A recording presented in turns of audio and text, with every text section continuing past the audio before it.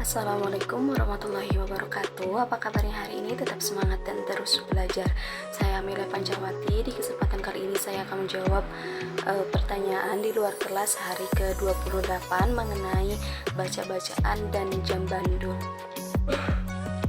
Yang pertama yaitu apa yang dimaksud dengan bermain baca-bacaan. Nah, bermain baca-bacaan ini merupakan salah satu kegiatan utama yang harus dilakukan guru atau motivator kepada anak, karena dengan bermain baca-bacaan akan meningkatkan minat baca dan minat belajar bagi anak, karena memang tujuan dari Bimba yaitu menumbuh kembangkan minat baca dan minat belajar dengan menggunakan beberapa metode, yaitu salah satunya baca-bacaan yang ada di Bimba. Untuk kegiatan baca-bacaannya dapat dilakukan dengan cara kita bermain modul Bimba, kemudian bermain bahasa Bimba, kemudian bermain verbal Bimba, serta bercerita atau mendongeng dengan bahasa Bimba.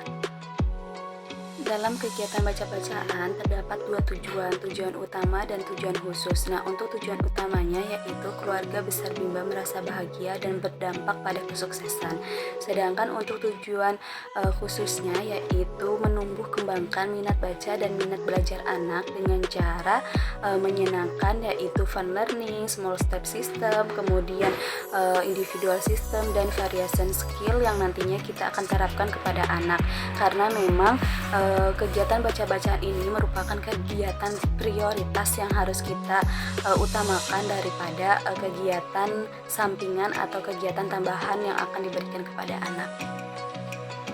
Kemudian, kenapa bermain baca-bacaan menjadi permainan secara prioritas? Karena memang salah satu tujuannya yaitu menumbuh kembangkan minat baca dan minat belajar kepada anak. Jadi, bermain baca-bacaan ini jadikan prioritas karena dengan begitu anak akan mengenal huruf A, I, U, E, O dan huruf-huruf lainnya yang kemudian akan dijadikan sebuah kata atau kalimat yang akan diperdengarkan oleh anak. Lalu bagaimana caranya guru atau motivator memperkenalkan baca-bacaan kepada anak? Caranya dapat dilakukan dengan cara bercerita, berdongeng, kemudian berbahasa Bimba dan berbahasa verbal secara Bimba. Nah, untuk penerapan ini dapat dilakukan dengan cara mengajak anak untuk bermain bersama kita sebagai guru atau motivator. Kemudian anak diajak untuk mengambil KPK atau kotak permainan katanya. Kemudian kita berikan semangat kepada anak, kemudian bisa ditanyakan, kakak mau ambil berapa ya modul baca-bacaannya, ketika kita mengajak anak untuk mengambil modul baca. Setelah anak mengambil modul bacanya, maka dapat kita arahkan dalam kata yang memang anak belum pahami atau anak sudah kuasai. Ketika anak sudah menguasai kata yang mereka lihat atau mereka pendengar, maka jangan lupa setiap katanya harus kita ulang secara 3 kali, karena memang pengulangan tersebut berupaya untuk yang pertama yaitu mungkin anak belum paham, kemudian yang kedua anak mulai paham, dan yang ketiga yaitu anak mulai terampil atau anak mulai percaya diri untuk mengatakan kata yang mereka dengar dari kita. Nah, jangan lupa setiap 5 menit sekali kita harus memberikan reward kepada anak agar anak termotivasi, agar anak merasa bahagia, dan agar anak tambah semangat bermain dan belajar bersama kita.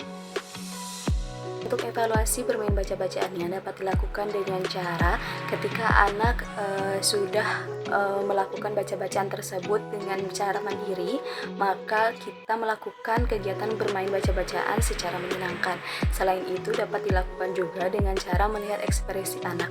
Ketika anak sudah senang, sudah bahagia, dan sudah merasa nyaman, maka kita dengan tujuannya sudah tercapai. Selain itu dapat kita lihat dari tahapan anaknya. Ketika di tahapan anaknya, anak tersebut sudah mampu untuk melafalkan kata atau huruf tersebut, maka bermain baca-bacaan yang kita sampaikan kepada anak sudah tercapai dengan tujuan tertentu.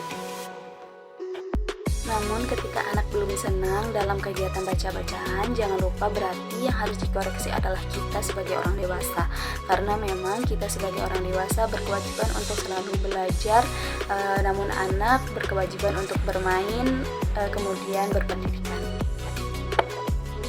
Untuk pertanyaan selanjutnya yaitu mengenai jam bandul. Jadi jam bandul memiliki arti bahwa ketika jam itu bergerak maka akan kembali lagi ke tengah. Nah, posisi di tengah ini mengartikan bahwa ada kegiatan prioritas yang harus diutamakan, sedangkan untuk kegiatan kanan dan kiri itu diartikan sebagai kegiatan tambahan. Karena memang ketika jam bandul bergerak ke kanan, mereka akan kembali lagi ke arah tengah. Ketika jam bandul tersebut juga bergerak ke arah kiri, maka jam bandul pun akan kembali lagi ke arah tengah. Jadi arah tengah ini diartikan sebagai kegiatan utama, sedangkan kanan dan kiri diartikan sebagai kegiatan tambahan. Untuk kegiatan utama dapat kita berikan yaitu contohnya baca-bacaan. Kemudian untuk kegiatan tambahannya yaitu seperti menggambar, mewarnai, menarik garis, kemudian ada lagi yaitu berhitung. Tujuan dari penerapan jam bandul ini yaitu kita sebagai guru atau motivator dapat memvariasikan kemampuan kita dalam kegiatan inti dan kegiatan tambahan. Dengan begitu anak akan lebih mudah memahami, anak tidak cepat bosan, dan anak akan merasa bahagia saat bermain dan belajar bersama kita. Selain itu mengingat bahwa memori anak itu pendek, dengan begitu mungkin anak akan lebih mudah memahami apa yang kita sampaikan dengan cara memvariasikan kegiatan inti dan kegiatan tambahan. Ketika kita menggunakan variasi skill dalam bermain sambil belajar, maka kita dapat mengasah kemampuan anak secara efektif, kognitif, dan psikomotorik. Efektif berarti berkaitan dengan perasaan ketika anak senang, anak tidak senang. Kemudian kegiatan kognitif itu berkaitan dengan kecerdasan anak. Selain itu kemampuan psikomotorik itu berkaitan dengan sendi-sendi pada anak seperti menarik garis, mewarnai, kemudian menulis. Untuk penerapan teori jam bandul dapat kita lakukan ketika kita membimbangkan anak. Karena memang ketika kita membimbangkan anak, jangan lupa kita harus membuat anak merasa bahagia, merasa senang, dan merasa nyaman. Selain itu, terdapat juga 3 metode yang ada di Bimba, yaitu fun learning, small step system, dan individual system. Dengan begitu, minat baca dan minat belajar anak akan mudah tercapai. Karena dengan begitu pun kita sebagai motivator atau guru pastinya memvariasikan kemampuan kita dalam mengolah kegiatan inti dan kegiatan selingan di dalam teori jam bandul tersebut. Untuk menerapkan teori jam bandul dapat dilakukan dengan cara yang pertama, kita mengajak anak untuk mengambil kotak permainannya, kemudian kita mengajak anak untuk bermain verbal.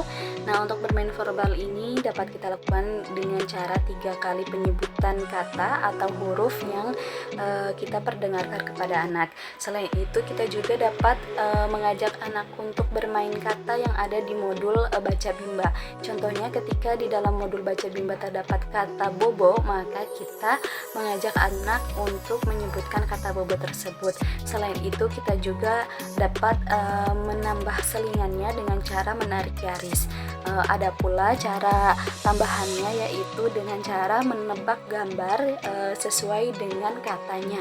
Ketika katanya adalah bobo dan terdapat 2 gambar, yang satu yaitu gambar bobo, yang kedua yaitu gambar pipi, maka kita dapat mengajak anak untuk menebak gambar bobonya ada di atas atau di bawah. Dengan begitu anak tidak akan terbebani dengan cara kita mengajak anak untuk bermain baca-bacaan, karena diselingi dengan menarik garis, menebak gambar, ataupun menulis. Dampak dari kita tidak menerapkan teori jam bandul yaitu anak akan bosan dengan cara kita bermain sambil belajar bersama anak. Kemudian anak juga tidak ingin mengulang kembali kegiatan tersebut bersama kita, dan anak akan merasa bahwa belajar adalah suatu beban bagi anak. Sekian dari saya, terima kasih. Wassalamualaikum warahmatullahi wabarakatuh.